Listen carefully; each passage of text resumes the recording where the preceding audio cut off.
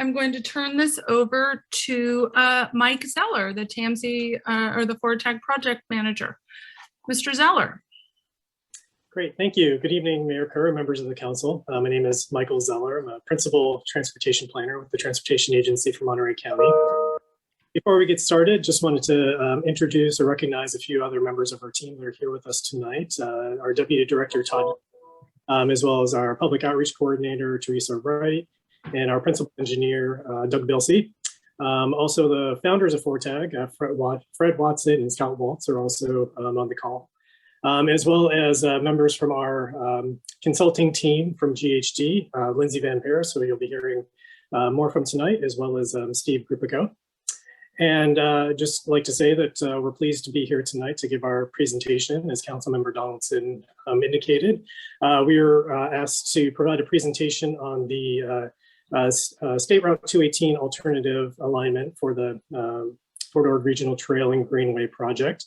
And the focus of the presentation tonight from us will be on what it would take to construct that alternative alignment. So Lindsay, if you're able to advance to the next screen, please.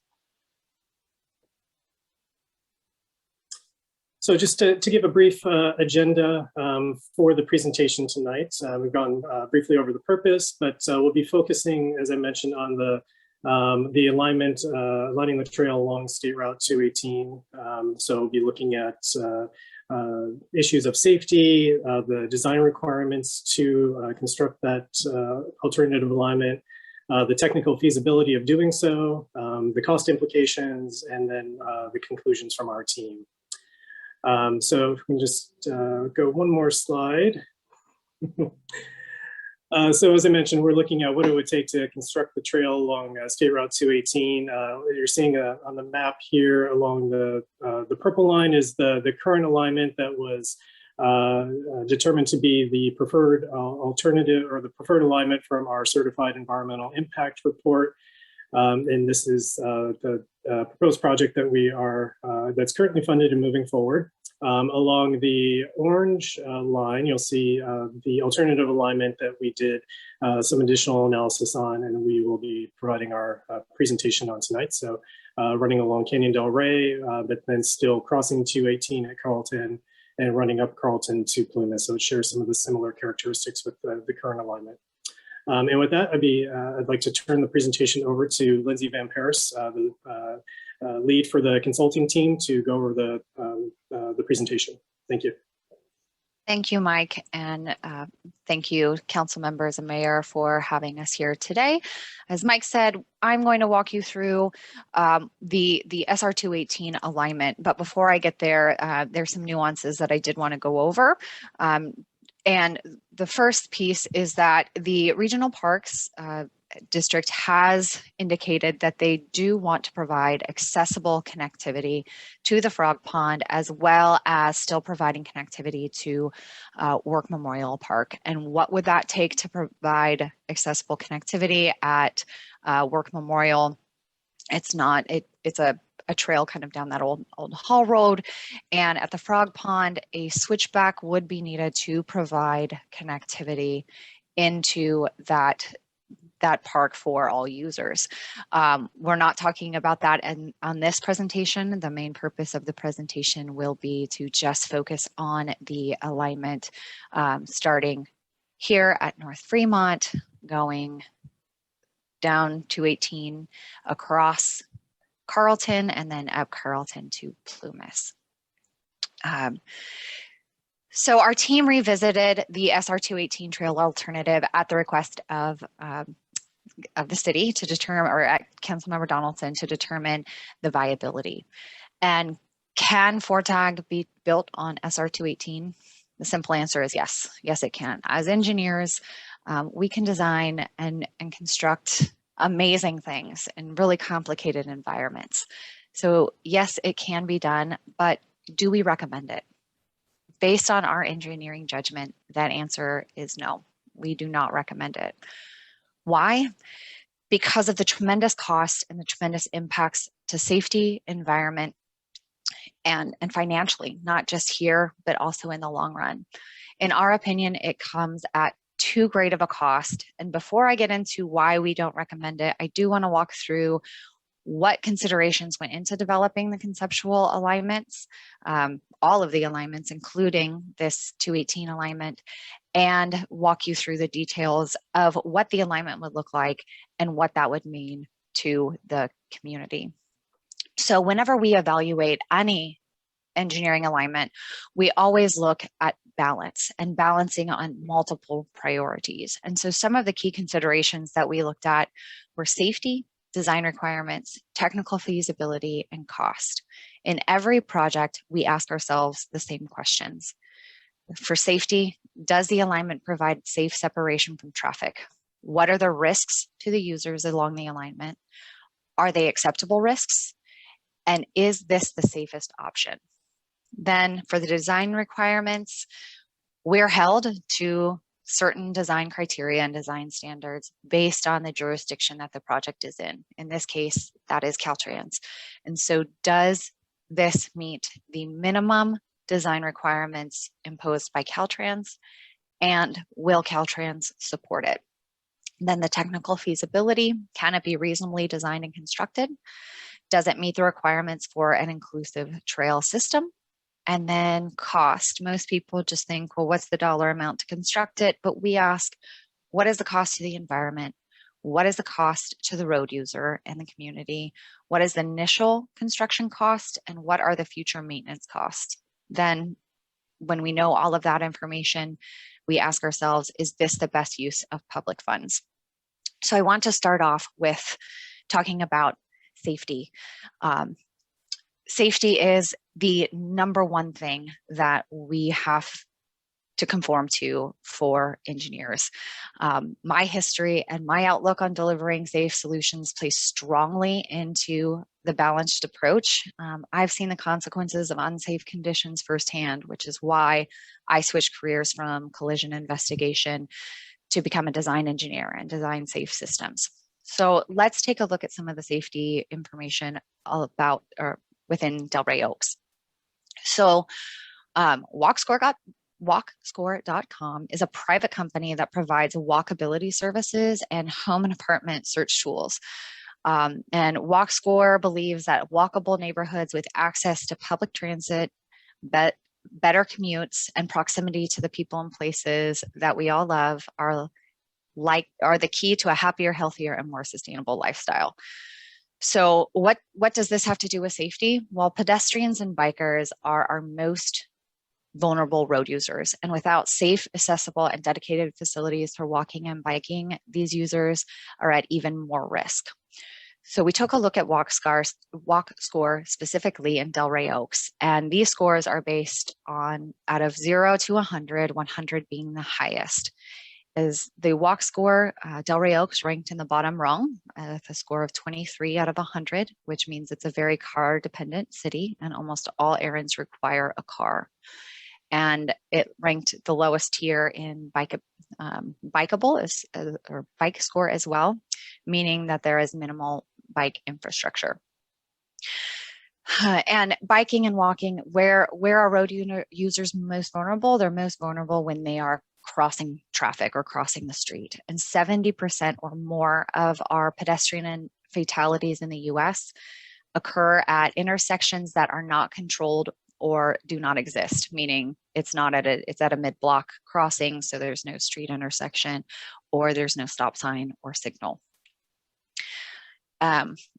Walking and biking is hazardous in Delray Oaks, according to the California Office of Traffic Safety. When compared to 12 similar sized cities, Delray Oaks ranks second for collisions involving pedestrians over 65, third for collisions involving bicyclists, and 21% of all collisions in Delray Oaks involved bicycles and pedestrians. So taking a look at the 218 corridor, more than half of the collisions within Delray Oaks occurred on SR 218. Those symbols there show the locations of various collisions that occurred right within our project area. So what does this mean for a trail on State Route 218? Well, the high speeds and traffic volume along SR 218 do not provide an acceptable outgrade crossing, which is why the 218 alternative was rejected ultimately. But again, we want to just take a look and explore at what it would take to construct this alternative and what the trade-offs are involved.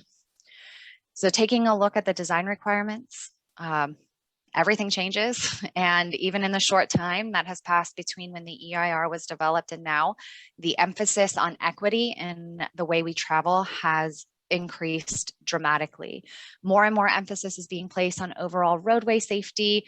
We have a thing called Vision Zero, where we're trying to reduce the number of deaths and serious injuries on our roadway networks to zero. There's emphasis on getting out of our cars, providing equitable access and solutions for all, reducing vehicle miles traveled, and our federal and state transportation authorities are responding to this by implementing policy and design guidelines. So in this case, Caltrans is the roadway owner and they set the standards, and they just recently implemented a new complete streets policy that will impact what the trail would look like along 218. So here's a lot of the information that I'm not going to break down completely right now. I'd be happy to answer questions on it in the question and answer. But really the most important part here is highlighted in red. This is an example, or this is an excerpt from the Complete Streets Guide that lets you know what type of bike trail we would have to build. And the answer is a side path. So these requirements are put forth based on safety needs and standards. And this process requires us to document and compare project alternatives, meet Caltrans design criteria, and conform to the new Complete Streets guidance, which requires designing for all ages and abilities. And based on this, the appropriate type of bike and pedestrian facility for SR 218 would be a side path based on the level of or the speeds and the need to separate cyclists and pedestrians from the highway. So what does a side path on an arterial freeway look like? This is an example of the Highway 101 bike path in Ventura County. And what I would like to point out here with this red arrow is the difference in color in the asphalt. So the darker asphalt's the newer asphalt, and this segment of the freeway needed to be widened in order to accommodate current highway design standards and provide significant or enough separation between the cyclist and the motoring public, and creating a space for shoulders. As you can see here, there's a tire remnant in the road. So needing to provide that safe space for people to pull off, since there is now a barrier and you can't pull off onto a standard shoulder. So let's take a look at 218. This here is your existing conditions. This shows the 2 lanes with the shoulders. You'll see the AA here, that is the section here. So we've got a 5-foot shoulder, which is less than standard to 2 12-foot lanes, a 5-foot bike lane, and a 3-foot shoulder. And then we've got along various alignments, we've got private fencing that has been constructed within the Caltrans right-of-way. So you'll see here the right-of-way is actually down at the bottom of the hill. And that is where, so there is enough right-of-way within the existing Caltrans right-of-way. They own 80 feet from 40 feet on either side of the center line of 218. And that puts the right-of-way line down here roughly at the bottom of the screen. So constructing a trail, as I mentioned before, because we would be looking at providing a trail along the shoulder, we do have to widen SR 218 in order to accommodate the minimum shoulder widths. And in doing so, to provide, we need to also provide a maintenance strip here, which I'll show you the section view. So this is a section view. I color coded it, so it would hopefully be easier to understand. So all of the colors in the aerial view match the colors in the section view. So this is the approximate location of the existing fence that's out there today that we just saw in the other picture. And This is required in order to maintain the wall. So it's a 12-foot wide maintenance strip that would have to be driven on by maintenance vehicles. And then a fence would be placed here on the right-of-way line. And so in order to do that, just working from this right-of-way line out, we are now in here widening the shoulder to 8 feet, having the 12-foot lanes. You can see the lanes are shifted over, which means we have to accommodate an 8-foot shoulder on the other side. And all of this increases impervious surface, which triggers water quality requirements, which is just engineering jargon for we'd have to create something to treat the water that runs off the road before it goes into a storm drain system. And that would require another retaining wall on the other side. So we're looking at retaining walls along both sides of 218. The left walls would vary in height between 12 and 15 feet. And the wall on the south side is about 13 to 16 feet. We did take a look at an option of reducing those walls and dropping the trail below the level of the highway. But for various reasons, including impacts, how that would feel for users, not having that visibility, we opted to not proceed with that option and just proceed with the option that is at the same height as the existing SR 218. The trees that just popped in there, we would have to remove a significant number of trees as shown on this next slide. More than 160 trees would have to be removed, and a significant number of those are existing oak trees and pine trees. So now that we looked at kind of a snippet of what that alignment would look like, and as you can see, the homes are pretty much just from Rosita up along here. And then once we get by Delray Park, we just have the drop off with a considerable amount of trees in this area. So just on the south side of the line, that's 46 trees that would have to be taken out in order to accommodate this alignment. But that's the linear alignment. And now how do we cross 218? And in the Caltrans process, we have to go through what is called an intersection control evaluation. And what that does is we have to evaluate the intersection control types, being a signal, sorry about that, being a signal, a stop sign, or a roundabout. And we have to look at the different, what we call warrants or metrics on what each of those need or have to have, like the components they have to have in order to be installed. And Carlton does not meet the warrants for a signal. So it would either have to be stop controlled or a roundabout. Caltrans would not support a stop controlled on a higher speed roadway like this. So our option is a roundabout. And what you're looking at the screen here was a corridor study for 218 that was done for TAMC back in 2019. Since 2019, along with this complete streets policy, Caltrans has also issued newer guidance on roundabouts, and they have a minimum diameter requirement for the roundabout, which means that to get this approved through Caltrans, we would have to have a roundabout that is roughly this big, just to accommodate the vehicles and a separated shared use path for bicycles and pedestrians to go around it.